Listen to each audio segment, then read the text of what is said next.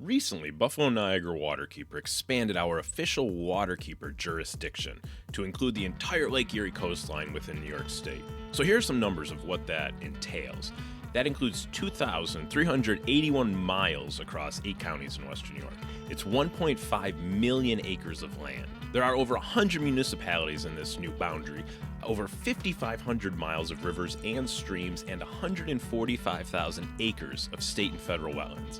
If you forget the numbers, go back and re-listen later, or go to our website, bnwaterkeeper.org, look up information about the Niagara River Lake Erie watershed. And so part of the reason for expanding our jurisdiction, and then what these next several podcast episodes are about, is to better coordinate with these towns and villages, government agencies, to build a stronger and more resilient coastline along Lake Erie. We're all about working with partners and lifting each other up for the shared goal of protecting our waterways and properties along the lake's coastline. Because as those above numbers suggest, it is a big area to cover. So we're continuing this conversation about making a stronger Lake Erie coastline, and to do that, we went and talked to one of our partners down in Dunkirk. I chatted with Cassandra Pinkoski. She's with the Chautauqua County Soil and Water Conservation District. Wanted to hear what the district has been working on to protect the coastline, with local government, property owners, projects they have coming up in the future, and see the success they've made down there. I'm Cassandra Pinkoski. I work for the Chautauqua County Soil and Water Conservation District. I'm a grant specialist is my title now. We work with erosion control and best management practices in Chautauqua County. We work with a lot of farms, but also a lot of municipalities and landowners as well. How long have you been there? I've been there for the last 10 years. I started as soon as I finished my master's degree. So I got lucky and got a job right in the county I grew up in. Oh, nice. So you're pretty familiar with the area then. Yep, I grew up on Lake Erie, and here we are today. Yeah, so if you want to tell people, where are we today? Right now we're in the city of Dunkirk at Bart's Cove Marina. This is the only section of the city shoreline that isn't publicly owned. The Conservation Club and the Bart's Cove Marina and then the Niagara Mohawk Power Plant are the only private ownership in the city. The rest of it is publicly owned. That's why we're focusing projects here, because we have cooperation with the city of Dunkirk, and they're willing to let us try different things and put in different kinds of projects than just the stereotypical rock revetments that we see a lot of other places over the years, or concrete vertical walls. Bart's Cove Marina is a private marina, but they sustain pretty bad erosion since the 2019 storms we've had in the fall and the winter since then. That's interesting with a lot of public land, because I know we were talking about that at Buffalo Niagara Waterkeeper, about there's some areas along it where there's a lot of private land, so Dunkirk has a lot of public access, I guess you'd say. So a lot of the shoreline, even on either side of the city and across most of our county, is privately owned shoreline, which is hard to piece together small mosaics of people who just want traditional concrete vertical walls and people who are willing to do some other stuff. Or in the city's aspect, we're putting in more green infrastructure, or I'm trying to put as many wetland components back as possible, because that is something that the city hasn't had, and dealing with stormwater is a big issue. And then the stormwater coupled with the seiche events of the lake. So anywhere we can put some more plantings and more green infrastructure is what we're trying to do here. Nice. Yeah, and so we're kind of talking about coastal resiliency today. That's why I got to come down to Dunkirk and chat with you. I guess if we're looking at coastal resiliency or coastal problems, can you describe what has been problems along this area that you've been working with? So Dunkirk has a harbor here that the outer breakwall was built in the late 1800s. So it's been a established harbor for a long time, and with Point Gratiot, it's a natural protection area. And that protects us from most of the biggest fetch coming from the west across Lake Erie.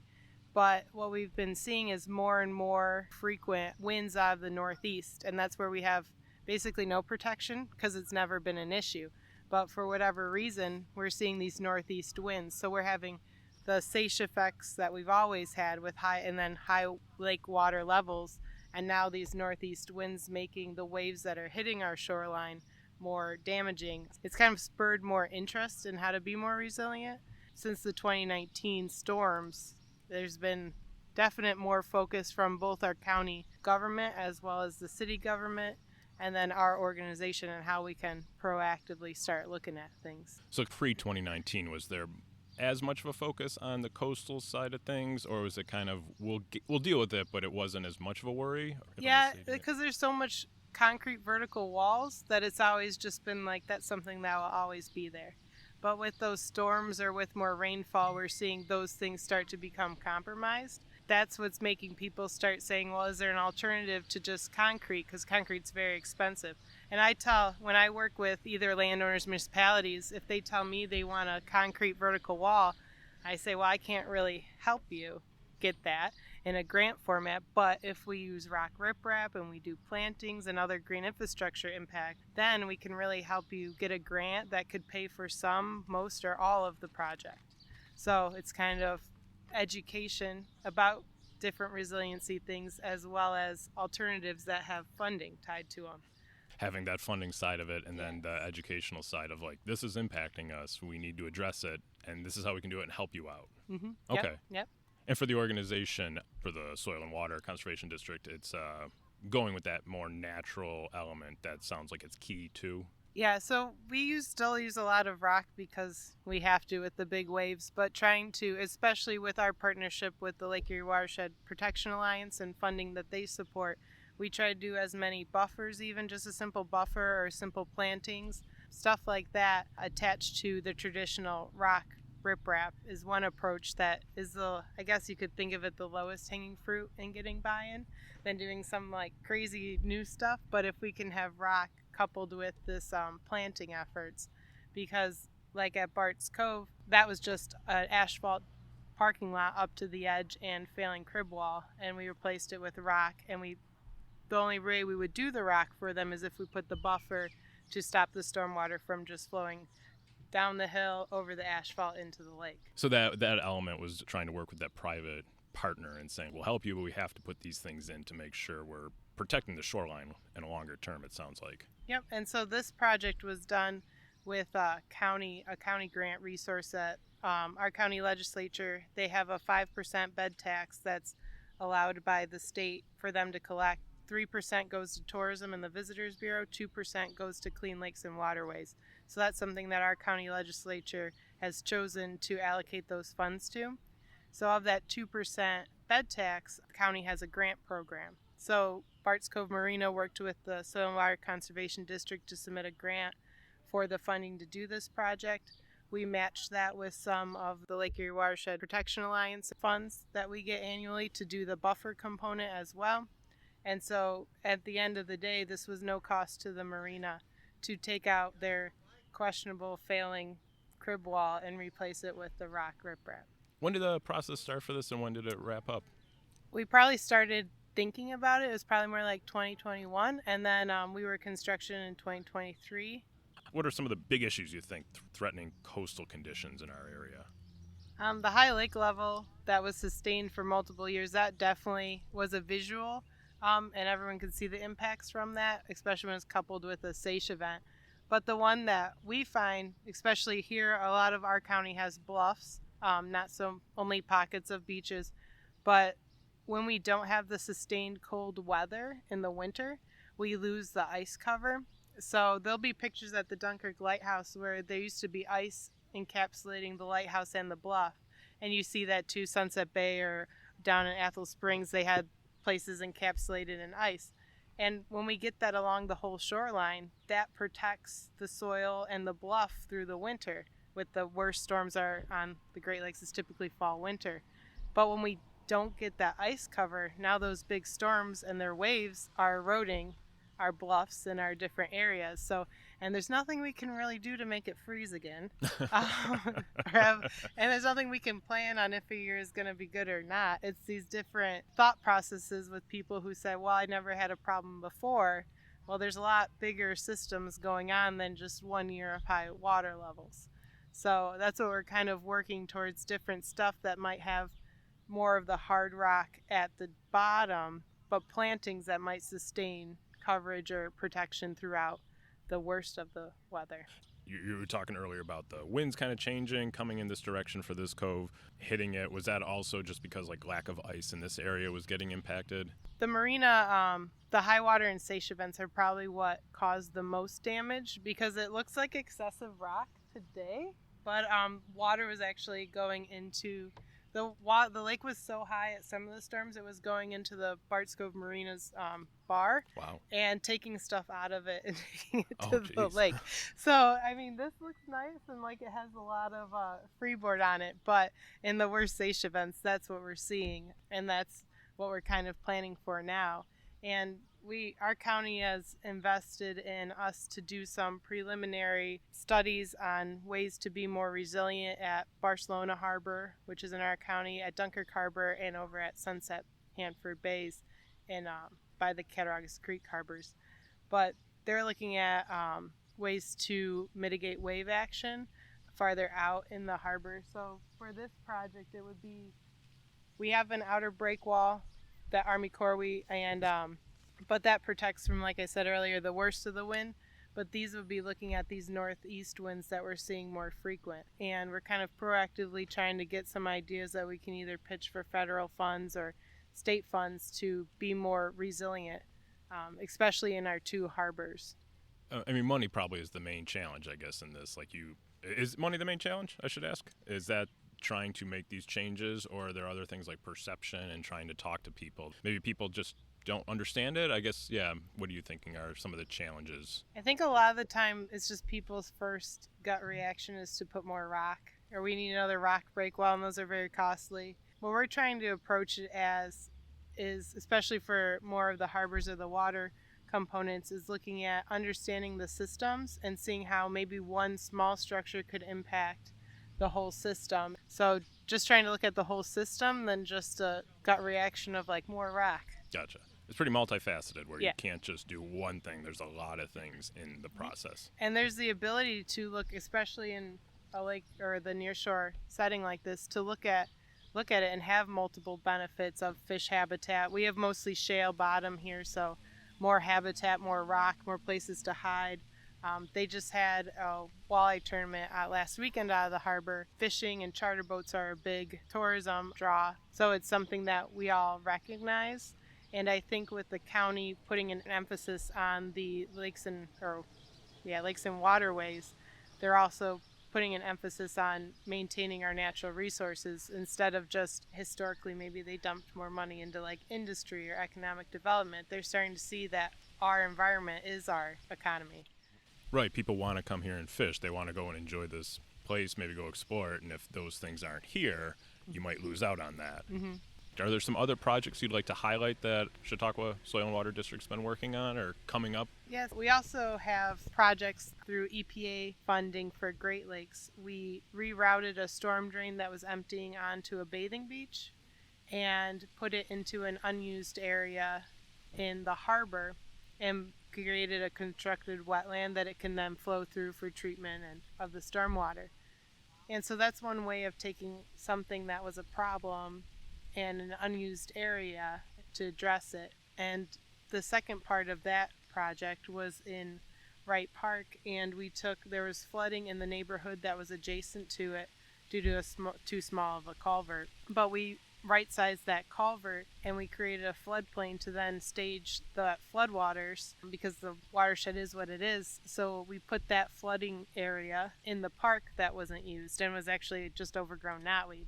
We're working on treating the knotweed, but it's not as much knotweed as used to be. But we just try to take things, especially with having the city buy into what we present, is taking areas that they're not really doing anything with, that people theoretically shouldn't complain about, and addressing their infrastructural issues that they don't really have the funds to address on their own, given all the other stuff. Do you find there's still a lot of educational elements that maybe just explain to people what you're doing? Like you still have, I guess, that barrier, unseen, unspoken, of just like trying to talk to people about why you're doing it this way. Is that still there? Yeah, and we have plans to put in some signage on the constructed wetland or floodplain projects that we do. But I more so want to see, especially in the city of Dunkirk, with the walking path along the waterfront and having all our projects pretty much tied into that, is even just educate the community and the children, because I think there could be kids growing up here who just see the lake and kind of take that for granted or don't understand. And it's an opportunity for kids to become passionate about the environment, and they're all right here. So some of our projects we have in design phase right now for Point Gratiot Park is looking at different ways for drainage improvements, but also incorporating that into a engineer or constructed wetland in the park. And that could be something that could be used for education beyond its main purpose of stormwater. And same thing with buffer plantings on the lake, or when we have rock. There's actually a healthy population of map turtles at the docks over there. Okay. So when they built these rocks, we just finished up a project in the city of Jamestown at the Riverwalk, and they have spiny softshell turtles, so we have like a focus on turtles. And so when they built this, thinking of the turtles, is we have the angled rocks at the bottom, and depending on the lake level, they're half submerged, but the turtles can easily get out and use them for basking. Oh, cool. Because right now they're using the random timbers that are falling down in the marina. So that was one unique aspect of this project, that we're kind of just building like little things into what we're doing. And it's part of the project, so it's not a hard thing to tilt a rock in a certain way or just to get and it. if more people can see the turtles and realize they live here and think like, oh wow, what is that? Right. What kind of turtle is that? It could be like a trickle-down effect. Same thing, this little harbor area here has a lot of migratory birds. Dunkirk Harbor is an Audubon, important birding area. I think a lot of people who live here might not even realize what's in our backyard. Yeah, well, we're sitting here chatting, like I'm watching some fish just kind of come up and slowly come to the water, and then I saw a white swan going by. We have a swan. Just so peaceful here, just kind of sitting relaxing. Yeah. Just the number of birds flying over is just mind-blowing. We were over on Cedar Beach, and there was a flock of blue jays migrating. I said, I didn't even know they lived in flocks, because you get the one angry one at your bird feeder. But there was like a whole flock coming in to nest for the night at the power plant. That's so cool. There's something like I've lived here my whole life, and I don't even know. So, what do you think community members can do to help with coastal resiliency and doing more to protect it?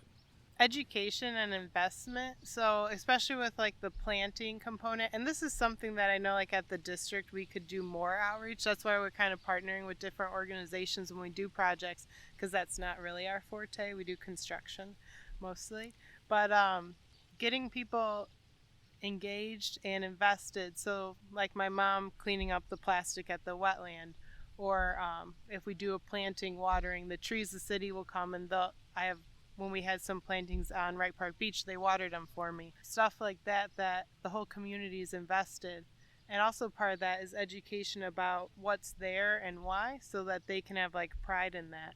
And I will say that, so we constructed a lot of the stuff over at Wright Park and Main Street Beach last year. That park is big for softball tournaments and Little League Baseball. But there was one of the legislatures, I think he was from Orleans County, he was there watching his granddaughter, and he actually brought a bunch of Orleans County people down the following weeks to like come meet with the city of Dunkirk and look at the waterfront, and said like, how can we get this in Orleans County? Oh wow. Because like this is really cool. We have a path along the lake and all the different stuff you're doing. So just so people get more proud of, even if I don't even care if like they weren't involved in the whole process, if they're proud of it from this point forward and they like take care of it and protect it, that's good. It's progress moving forward. Yeah. Does that give you hope? I also have 20 years left at the district till I retire, so I do have a lot of hope for the city because we have a lot of plans in the works. And like I said, we've had a good relationship with the city, both the administration and like their DPW helping us to do projects and just be opening to new ideas. Yeah, the biggest thing to be effective is to have the support of either the landowner or the municipalities and the county. Like the county's investment in our projects and what has been done even the last 10 years that I'm here. That's why we're able to succeed so much, is because of that investment in our organization, and even they turn to us for different projects. So, but I think it just shows our county and our relationship with our county government is just one of the biggest reasons that we're probably successful. Thanks, Cassandra. For listeners, we've got future episodes about creating a resilient coastline for Lake Erie on the way. Make sure to subscribe to our show so you don't miss those. We'll be chatting with other local agencies and partners about their work in this process. Before you go, I just want to remind everyone, contributions from individuals are what make this work possible, what Waterkeeper is able to do on a day-to-day basis. For every dollar raised, Waterkeeper leverages that tenfold through securing grants and other funding to help deliver over 60 projects and programs each year. Donor dollars support our efforts to research and monitor our waterways, design projects, advocate for good policies, and even construct habitat and access improvements. These efforts in turn create a significant economic and environmental benefit for our community. In some cases, like our Buffalo River restoration, it has been shown to create a 40-to-1 return. So whether you can give $5 or $5,000 or more, please know your dollars stay local, will be multiplied, and will help make change in our waters and community. And many thanks again to the Buffalo-based band Snowbelt for their intro and outro music in this episode. You can find their songs and albums, including their latest album, Norris Avenue, on all streaming services. Check them out. Thanks again for listening. Be well and do good.